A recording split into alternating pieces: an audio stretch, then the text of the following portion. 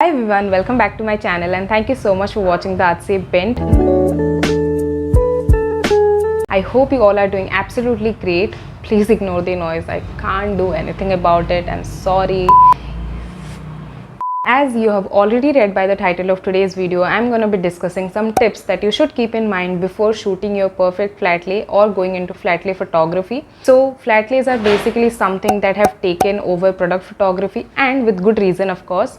So they're an incredible way to show off your favorite items, to define your brand aesthetic, and they're a lot of fun to put together.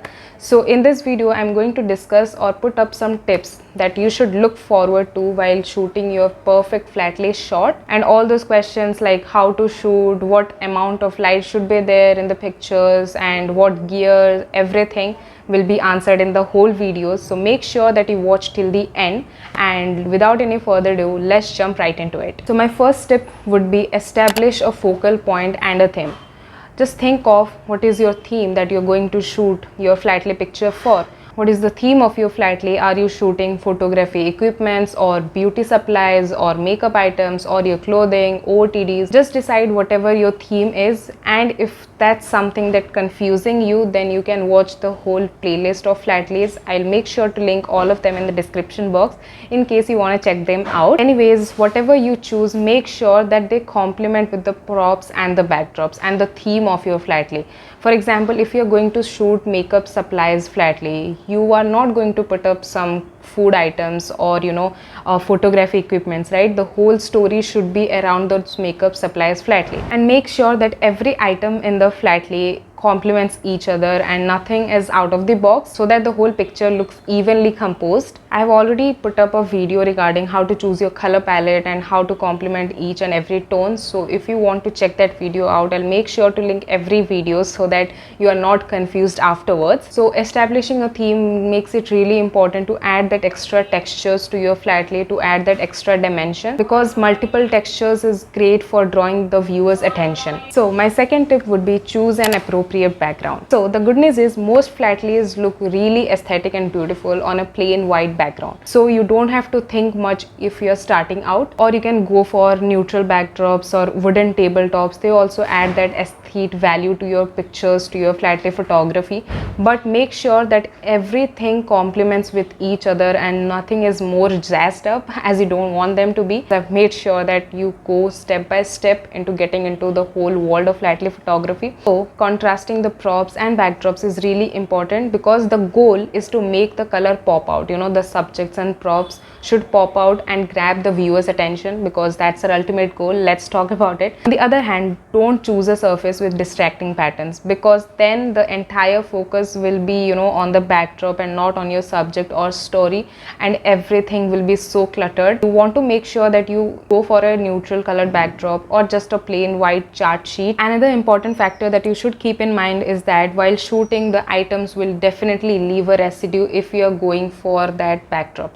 For example, if you are going for a yellow chart sheet and if you are putting up some muffins for that photography, then obviously after removing those muffins, the butter mark will be there. So next time if you want to go for that yellow chart sheet, that mark will still be there. So make sure that you go for backdrops and props that complement really well with each other. For example, go for printed backdrops if you want to shoot food or anything that can leave a residue. And for chart sheets, you can use props that are dry and don't leave a residue afterwards. So to make everything hassle-free, you should go for props and backdrops that complement really well and that go well with each other. Next is assemble your props. First of all, props are something that add that extra dimension to your flat lays, as I mentioned before. In case you're wondering what props to go for, or that question of I'm starting out, should I invest in lots and lots of props, and all those questions strike our mind, avoid that. I have made a video where I have told you some props that you can easily find from around in your house without troubling your mom and dad.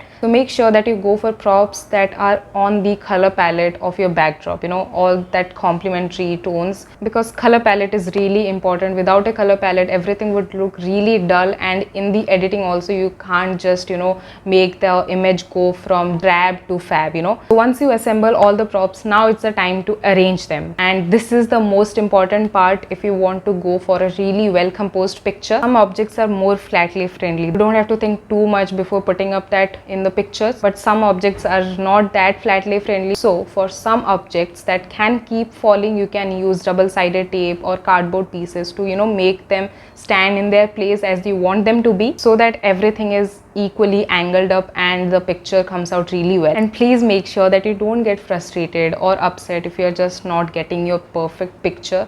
It happens. You just have to experiment and try things out. Honestly, my first picture, I'll put up right here, if I find that is not that perfect, but eventually you'll get to learn how to, that idea will come to you automatically, how to arrange props, how to place the backdrops and all of that stuff. My fourth tip would be lighting and how to set up everything. Lighting is really important for any type of photography, whether product photography, food photography, flat lay photography, and you want to make sure that you go for a light that's in ample amount. You can go for natural lighting. You can shoot in the morning or in the late afternoon. You can use natural light, or you can go for artificial light soft boxes. You can get them from Amazon. You can use reflectors as well, so that they reflect the extra light towards the object, so that no shadow is too much dark. So why I'm saying that no shadows, please? You must be thinking, what's wrong with shadows? There is nothing wrong with shadows. It's just that you should keep in mind that no object is too much dark. In order to make sure that there are no shadows, what you can do is don't block your light source. Don't stand in between the setup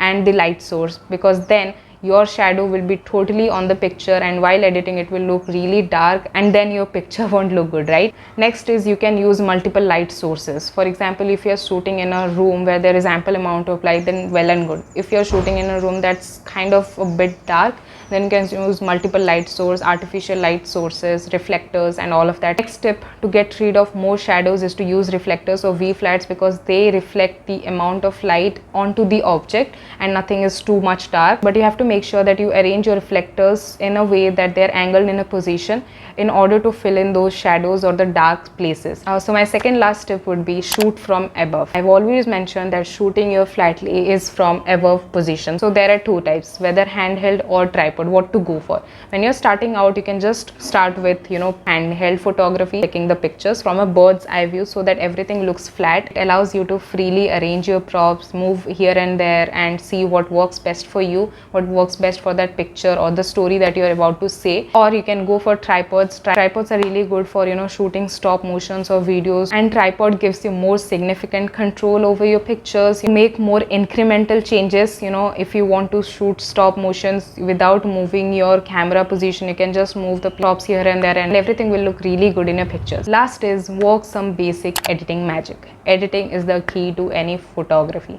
If your picture is dull while you're shooting, then in editing you can amp that up. So you need to know some basic editing magic that you could do to your pictures, so that while you're posting, the entire picture looks really well composed and the audience's attention is totally on the picture, and the story that you're about to convey is portrayed really well. So you need to make sure that you use good editing apps. For example, you can use Lightroom or Snapseed or PixArt or Visco, anything of your theme that you're about to choose for your Instagram. So edits add that wow factor. There are tons and tons of YouTube videos where you can learn editing. Don't worry, I'll come up with a video about all the editing tips and tricks of Lightroom and all of that. So yeah, that's about it. Those were all the tips that you should keep in mind before shooting your flat lay picture.